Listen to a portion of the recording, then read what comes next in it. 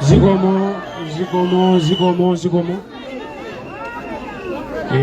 Ena mwina simu ndiona iti. Vuto soloka azake yusondi limeni.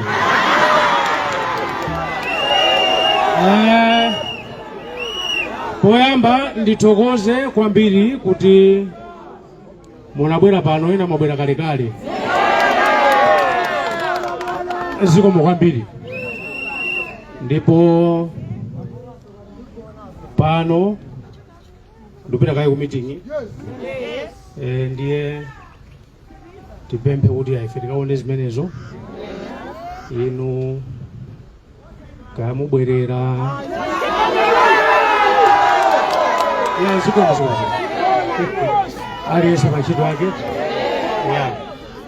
koma ndimafuna ndinene izi kuti tiyeni tikhale anthu odekha eti ugwireni mtima tikhale anthu odekha aliyense agwire ntchito yake koma chimene ndimafuna ndinene ndichi kuti mwina anthu ambiri mwakhala mukuti ayi koma simukulankhula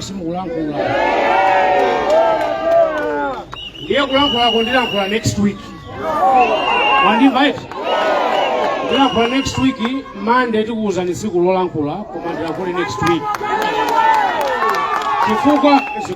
chifukwa 2020 tinkanena kuti adzichepetseni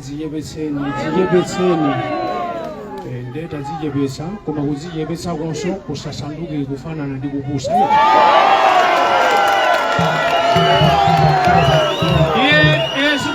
zikomo